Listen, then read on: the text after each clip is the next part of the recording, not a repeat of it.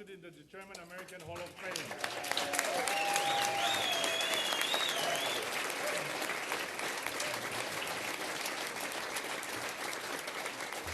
Thank you very much. Thank you. And we always like to thank you for being here tonight to share your valuable time with us tonight on this precious honor, which is a very, very big deal for us. And also, I will have to say, we Germans have one thing in common, and I mean, love goes to the stomach. I hope you'll get dinner. A bit of you to put one more commercial about aspirin or so over our eyes. How much can you commission them? You know, the next thing you buy a Mercedes for a caddy for his wife. And then we travel. Now, say that in German now, in English. Well, Okay. Plattdeutsch, ja. No, Bild auf dem Mund. Ein Weg, irgendeinem Commercial reinzuschneiden. Hoffentlich bezahlen Sie gut. Okay. By medicine. Now I have to say something too. Okay, by all means. Well, in all reality, we have to realize one thing. I almost believe my own personal listener after the nice things you all have to say about us. You humble us from the bottom of our heart. But it's true that we realized a long time ago that the piano, the concerto is not written by one person only by him upstairs. And without him, we won't have. Thank you. We only one mosaic in the entire picture, and all of you are part of it. Thank you. America love you. Bless all of you. Thank you. Well, I want to, 1 second. I want to hear the end of it if Siegfried said something. Did it give you enough time to recuperate? Because he's normally very emotional at this moment. I don't know what the person. I'm getting over it. Should I?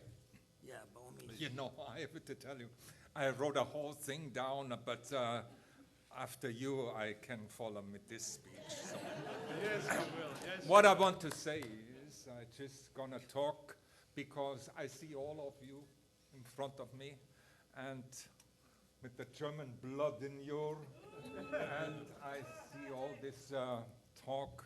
I heard all these things what they talk about us, and thank you, Rita, for the nice words. Thank you. Very generous. Thank you, Arnold. Thank you, Arnold. But you know, New York, this happens in New York, and when they told me you have to come to New York, I say, oh my God, New York, of course, because New York was, I go back now 50 years ago, the first time, and like you Look said, at my HIV. we, Roy and myself, we teamed up on the ship, on the ocean cruise line, on the Bremen. And I was steward. I was not cabin steward. I was steward. I was cabin steward. And I have to be honest, I only was a bellboy. All right. And so we teamed up, and I must say one thing. The first time we came to New York together, we walked up to 48th Street, and we walked up to Radio City Music Hall, and we saw the show in the Radio City Music Hall. The first time it was the Easter show, and was fascinated, and I didn't realize, because at that time I even was not in show business. I performed only as a hobby, magic as a hobby on the ship. And we saw this spectacle, and 25 years later, we had our own show at the Radio City Music Hall, and we had the house record, the first house record. Yeah, we did it. And you know,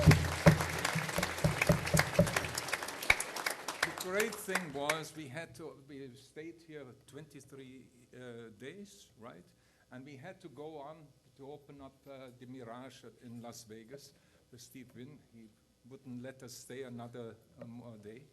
But we went here because our friends we became friends with all these big stars in Las Vegas, and Sammy Davis, and Frank Sinatra, Liberace. And Liberace said, Siegfried, you have to come to Radio City Music Hall because that's your place. And we said, all right, my God. At that time when we saw the show, we never had the audacity to think sometimes we're going to be on this stage. It just happened, you know, and it happened because the people, they all had confidence in us. Wait a minute, we have to tell him that we have been only a standing ticket, standing room. Standing room only, all right, that's true. But I have to say one thing, you know. And every single night, every single night, we was out on stage. He was seeing the two boys upstairs on the balcony on the standing room. And he started crying on stage. Yeah, 25 years before we was there in the last row on the third balcony, you know, and we had all this memory. Anyway, what I want to say is. Thank you. No.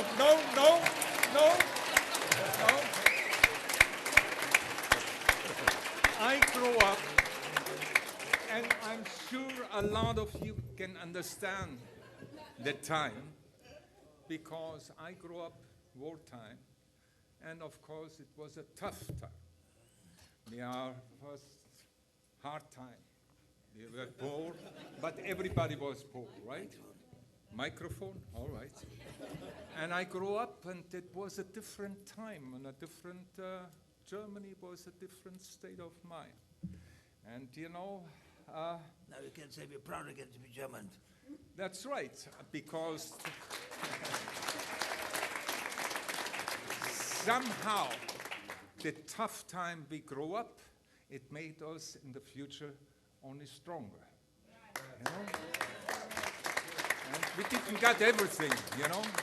We didn't get everything. We had to work for it, and we never got really a praise. It was a tough thing because at that time we didn't understood it, but it was even psychology was saying at that time, 3 hugs of your mother in a year is 2 hugs too much.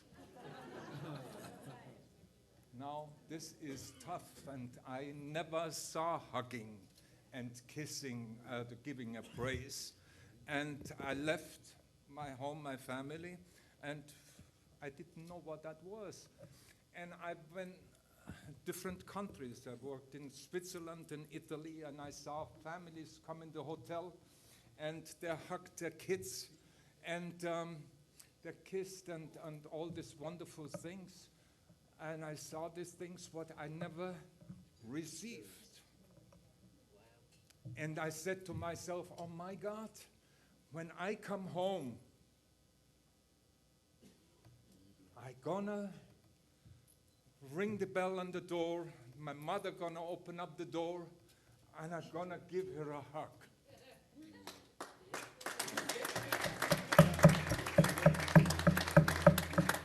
And I was picturing it, and I got so nervous, too close. I came home, and finally I ring the door bell, and the door opened up, and my mother says, "Ah, here you are." Like I just went from the shopping, all right? And I couldn't hug it, but she was the same way. We was raised, we didn't know how to show our feelings, but we know the love was in the heart, you know, and there's out, of course, the love, God.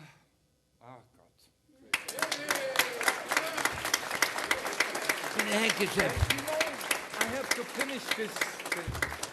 When I was then in Las Vegas, in America, and I came with the Lido show from Paris, and we had a working permit. And with a working permit, you had to leave the country every 12 months, and you get the stamp. Immigration. or immigration stamp. So I went out and I went home, and the same thing happens, you know. Yes.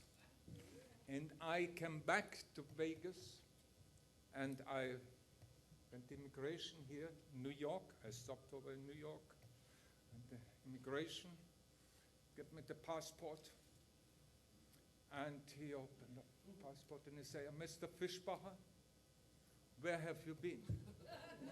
I was in Germany, my country.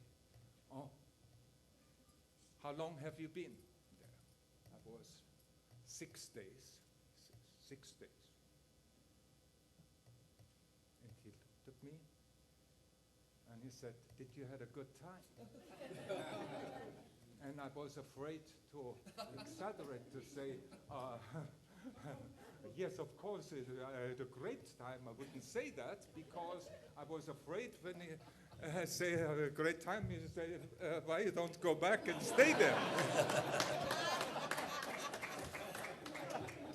So he said, "You had a good time?" I said, "Yes." And he looked at me, took the stump. "Bon, nice to have you back."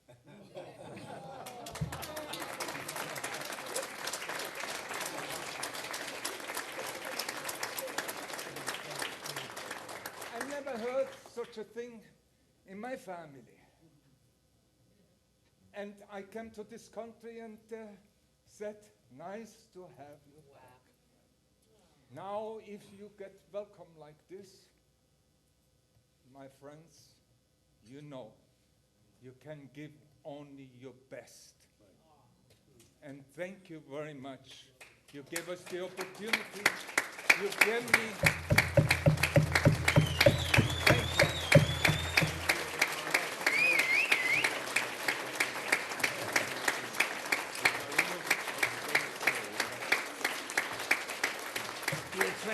He has 20 more pages to talk to you about. He has 20 more pages. No, it's not. Thank you very much. I have one more final thing to say. And I want to say, even though maybe we now in Las Vegas, some people, we try to vote with the government, it's a big deal. We want to be part of selecting in this country.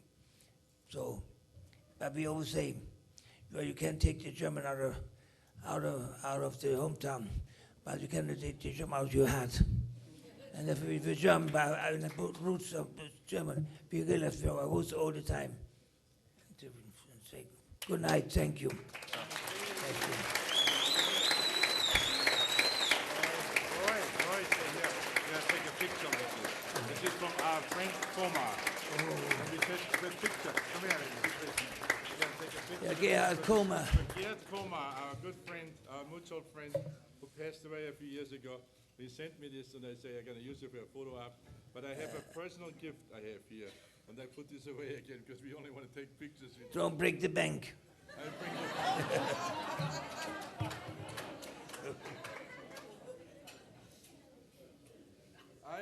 I went shopping and I found something because, as you know, I'm an art collector, but I found something which is a collector's item.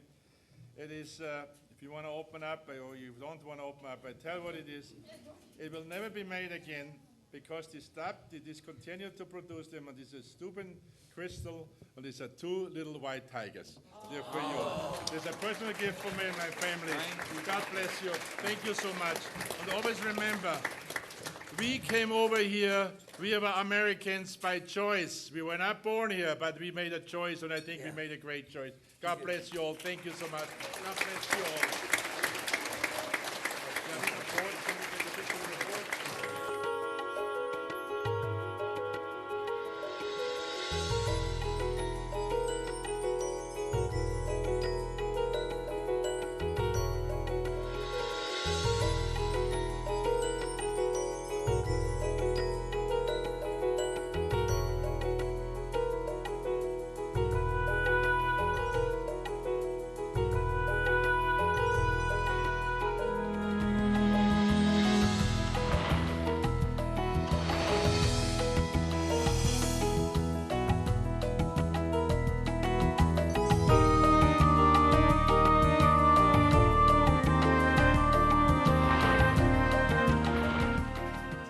hope you're all enjoying a wonderful time at this evening's special event. It's a privilege for me to say a few words on behalf of the most amazing duo in the history of the Las Vegas entertainment scene, my dear friends, Siegfried and Roy. Gentlemen, you are the best. You've brought so much joy and happiness to millions of adoring fans, including myself and my family, and we will cherish the gift of your amazing talent forever. And beyond your talent, the two of you have done so much to help others, so it's no surprise that you're being honored tonight. What they have done for this community is nothing short of exemplary and extraordinary. Siegfried, Roy, and I have known each other for more years than any of us will admit, publicly at least. Like many of you, I watched in awe the very first time I saw them perform. The illusions were spellbinding, the stage was full of colorful creatures, and their interaction with their rare and endangered animals, which they have worked so passionately to protect, was something to behold. But to know them personally is truly to be awed. I was fortunate to be the one to tell the story of Roy's amazing recovery. The same determination that allowed two boys from Germany to live their dreams was tested every day, far from adoring audiences. And like almost all that they have accomplished, they succeeded together as a team, each gaining strength from the other. In telling that story, I learned that wherever Siegfried and Roy are, there is magic. Well, good evening, our dear friends Siegfried and Roy. This is another very special evening in a long list of well-deserved distinctions and honors. And so we're just thrilled to add our congratulations again to one of another list of very well-deserved evenings. For many years, everybody in America, and from other countries as well, saw Siegfried and Roy, and naturally, because they were in a room that gave them a lot of proximity, they felt as if they knew them. The fact is, there were relatively few of us that had the privilege and the chance to really know the boys on a more intimate and personal level. During the time that I had the chance with Elaine and my other colleagues to work with Siegfried and Roy, we became aware of exactly how extraordinary these two men were. For Roy, a man who never had the fear gene. For Siegfried, the cleverness, the sensitivity to theatrical moment that gave those performances for 30-odd years almost pure diamond cutter perfection. Watching their work ethic, watching them relate to one another was always an extraordinary experience. I tried to explain it many, many times over the years to friends who asked me what were Siegfried and Roy really like. But it took that terrible accident a few years ago to reveal to a lot of other people outside the intimate circle of their friends the character, the heart that these men had. For Roy Horn, the challenge of going and overcoming an obstacle that no man before him had ever overcome. To have a physical injury so profound that he would never stand up again. To Roy, that was just another bump in the road. And I'll never forget the night that he walked down the hall when we opened Avenue Q, unassisted, when 3 surgeons told me that that was physically impossible. People have learned that it's not a good idea to say impossible to Roy. For Siegfried Fischbacher, my buddy, who came to his buddy's rescue and is taking care of him beyond the scope of what a brother or anybody else would do. They redefined the way showbiz is done here too. It's really incredible. Nobody is able to figure out how they were able to do the wonderful illusions that they created for the visitors and we who live here who love to see their show. You could be standing right next to them. You could be right on top of them, and you couldn't see how it took place. It was magical, and I think they were the first real magicians in the true sense of the word that Las Vegas ever had. I have such wonderful memories of these two wonderful men. I had an event where I invited people from Washington to come to Las Vegas to see the sights. They still remember going to Siegfried and Roy's home where we held those beautiful little animals. A couple of them scratched me, but it was worth it. It was a wonderful, wonderful occasion, and there have always been, these two men have always been so generous with their time and their talent. Congratulations on this special recognition. And a little message to Roy. I hear things are going well for you. That's great news. So I send my wishes for continued good progress. And to both of you, I send you all my love. Congratulations, Siegfried and Roy. I love you. So congratulations to you both. I want you to know how much I love you. And every time I think of you, I smile. I just smile. You make me smile, both of you. So they're getting this award for heart, the Golden Heart. It should be reinforced steel, it seems to me. But to both of you fellows, you've always had my admiration, my unqualified admiration, and I'm very happy to say my friendship as well. Congratulations, fellas. Our heartiest congratulations to two wonderful friends, to this city, to this state, to this country, and worldwide, but also to Oscar and me. I mean, we have just thoroughly enjoyed them and wish our best to them both, and heartiest congratulations. And believe it or not, I can't top that.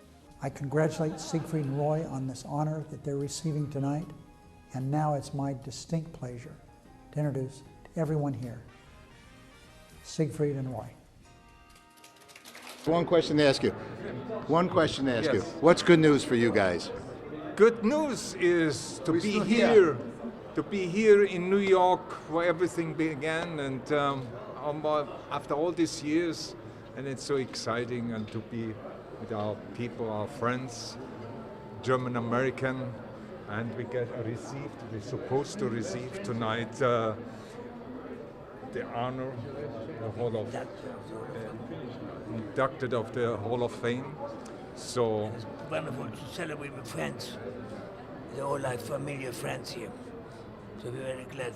We German have all have something in common. Everybody in this house. It is wonderful to have one big community idea in New York. You Last two time we were here was a Steubenparade. And now we're here for this induction. It's a big honor. We are very grateful to be here. And you know, the first time when we came 50 years ago, we arrived with the ocean liner of the Bremen. We arrived here in New York, and we walked up 48th Street, and we got so excited. And now, 50 years later, now we get the Hall of Fame. Thank you guys. Thank you very much for you tonight. Well, quite excited because we have the guest of honor here. We have Siegfried and Roy came especially from Las Vegas. We're going to honor them and induct them in the German American Hall of Fame. We also have a granddaughter of President Eisenhower here. Andrew. Marvelous. Wonderful. Well, I know the event started, and We also, Babe Ruth's granddaughter is here, which we're really quite honored because every day during the World Series we heard her name and her grandfather's name. it's a wild event. There's a lot of German Americans. It was the largest ethnic community for so many years, right, here in America? It still is, yes. It's still the largest single ethnic group here in the United States.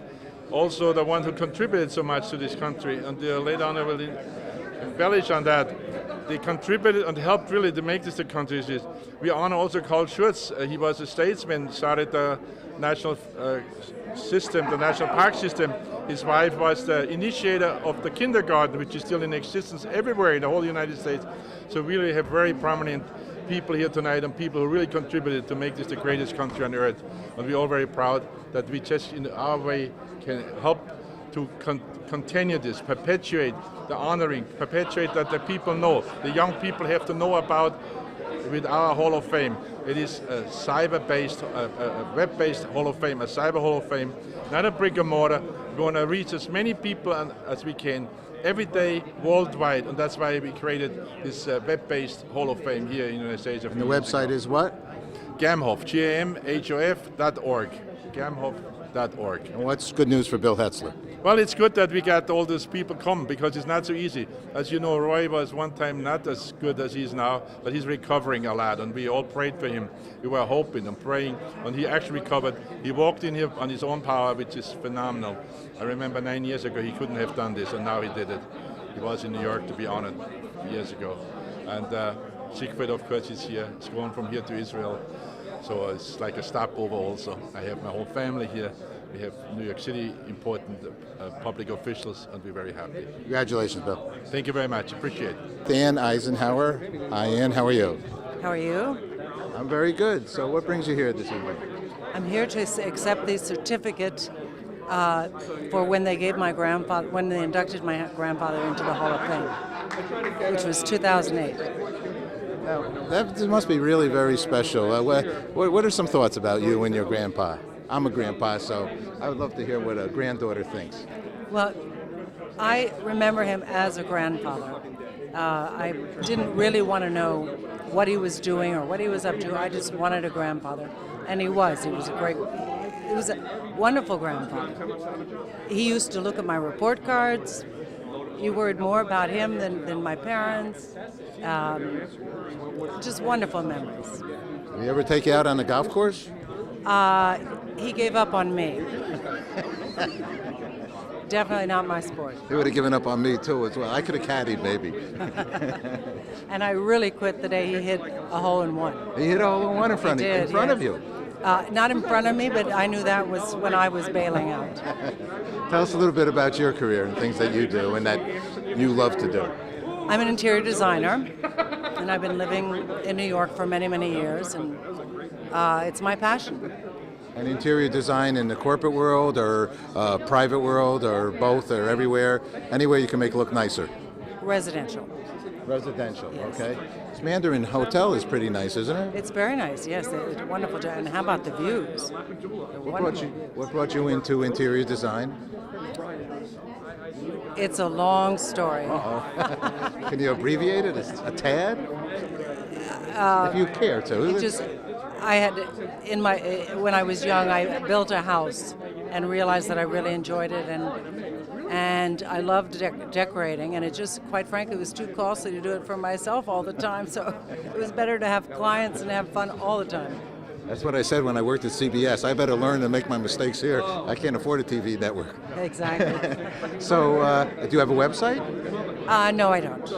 Okay, so it's private. We keep it quiet. Keep it quiet, but I'm sure very pristine, and it's fun. You make people happy in your job, right? And it makes me happy. All right, we love that because all we talk about is positive. So then what's good news for you? That today was a beautiful day. Can't ask for more than that. Thank you so much.